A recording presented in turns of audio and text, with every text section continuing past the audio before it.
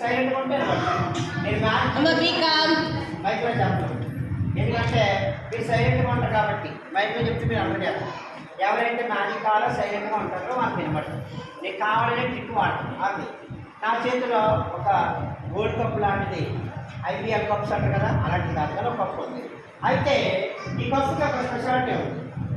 ఇందులో ఒక బాల్ ఏంటంటే మనలో ఉన్నటువంటి తలాంతులు. కొంతమందికి ప్రార్థన చేయడం అలవాటు, కొంతమందికి వాక్యం చెప్పడం అలవాటు, కొంతమందికి ప్రశాంత్ అక్కలాగా లీడ్ చేయడం అలవాటు, తెల్లక్కలాగా స్కూల్లో టీచర్గా చేయడం అలవాటు, నారాయణకి అయితే వీళ్ళంటే చెల్లుడికి తమ్ముడికి ఏసై గురించి ప్రకటించడం అలవాటు, మన పాస్టర్ గారికి అయితే ఎప్పుడు బైబిల్ చేపట్టుకుని వాక్యం చెప్పడానికి అలవాటు, వీళ్ళ కొంతమందికి బాగా చదువు అంటే అలవాటు, వీళ్ళ కొంతమందికి సెల్ ఫోన్ ఒక హ్యాబిట్, అలాగా కొన్ని తలాంతులు ఉంటాయి. ఆ తలాంతులు తీసుకుని మీరు ఏం చేయాలా? దేవుని కొరకే ప్రకటించాలి.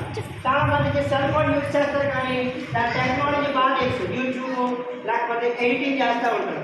కానీ ఆ ఎడిటింగ్ చేసినప్పుడు దేవుని కొరకే చేయాలి తప్ప మీరు వేరే దేనికన్నా ఉపయోగించారనుకో అది వ్యర్థమైపోతుంది. ఇప్పుడు ఒకప్పుడు ఈ పుట్టని మంచి సింగర్ కాకినాడలో నా చిన్నప్పుడు కాదు, ఒక 20 years బ్యాక్ నేను చెప్తున్నాను. నా చిన్నప్పుడు కాకినాడలో ఎక్కడ సింగింగ్ కాంపిటీషన్ చేసినా ఫస్ట్ ప్రైజ్ ఎక్కడ రావాలి? మనకే రావాలి. నేను 10th క్లాస్ వచ్చిన ఫస్ట్ ప్రైజ్ అంటే మనకే. అయితే 10th క్లాస్ వచ్చాక పుట్టానికి మేసాలు వచ్చేసి, కొమ్ములు వచ్చేసి, కోరసు వచ్చేసింది, నేను పాడుతారా మీరు అందరూ టాప్ అన్నాడు. అప్పుడు దేవుడు ఏం చేసి తెలుసా? నెత్తి మీద వేశాడు. నాలో ఉన్నటువంటి తలని తీసేశాడు. ఇది టాలెంట్, సింగింగ్ అనే టాలెంట్ని దేవుడు తీసేశాడు. ఇది చేసేసా. ఇప్పుడు టాలెంట్ పోయింది. నెక్స్ట్ ఇయర్ ఇంటర్మీడియట్లో మళ్ళా సింగింగ్ కాంపిటీషన్ పెట్టారు. కాకినాడ టాప్ ఎవరు? ఫస్ట్ మన పేరే ఉంది. మైక్ ఇచ్చారు. మైక్ ఇస్తే అప్పుడు ఏమిటో తెలుసా? అందరూ పట్టలేదు కానీ ఇచ్చారు. ఎందుకు తెలుసా? ఫస్ట్ కాదు కదా, 4 ప్రైజ్ కూడా నాకు. అప్పుడు చాలా ఇచ్చాను. ప్రభా నన్ను క్షమించు, నాలో గర్వం వచ్చేసింది. ఫస్ట్ ఛానల్లోనే వదిలిపోయింది.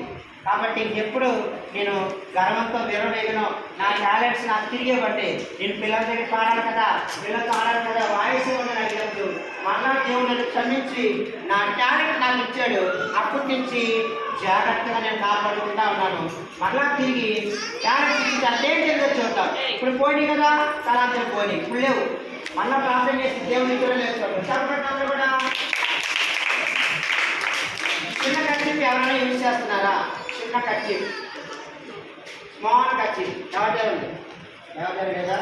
ఓకే, నాదే యూజ్ చేస్తాను. ఓకే, చెప్పండి అందరూ కూడా. అందరూ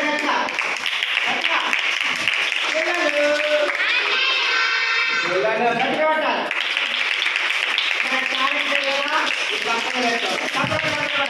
రెడీ, 1 2 3 పట్టాలా? చెప్పట్లు ఆకూడదు, కొట్టాలి, కొట్టలే ఉండాలి, కొట్టాలి. Ready, 1 2 3 start.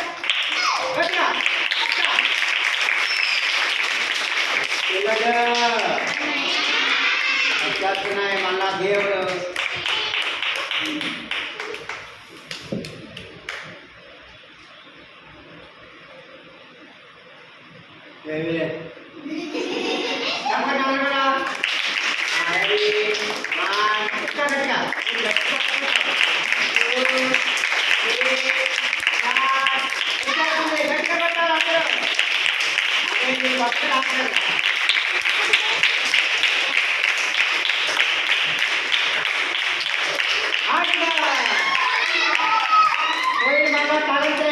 దేవుడు మళ్ళా తిరిగి ఇచ్చాడు. ఈ తలాంతుని జనగా పోగొట్టుకోకుండా అప్పుడు నుంచి ఇప్పుడు వరకు నేను ఆడుతానే ఉన్నా. వీలాంటి పిల్లలకి చెప్తానే ఉన్నా. నన్ను ఎవరన్నా పొగుడుతారనుకో, అదే అన్నా నువ్వు చాలా బాగా చేస్తున్నావంటే మా ఫ్యామిలీ ప్రజలు అని చెప్పి వెంటనే మనసు అనుకుంటా ఏసే అనుకుంటా. ఎందుకు తెలుసా? మళ్ళీ కొమ్ములు వచ్చేస్తాయండి. కాబట్టి మేము నాన్న పొగుడుతారనుకో, మునగ చెట్టు ఎక్కిస్తారనుకో, మునగ చెట్టు ఎక్కండి. ఎక్కారంటే ఏమవుతుంది? తిరిగిపోయి కింద వెళ్ళిపోయి నాయన పోయిన టాలెంట్ దేవుడు మళ్ళా తిరిగి ఇచ్చాడు. కాబట్టి మీలో ఉన్నటువంటి తలాంతిని దేవుని వరకే మీరు ఉపయోగించండి. దేవుడు మిమ్మల్ని దీవించుగాక. ఆమేన్.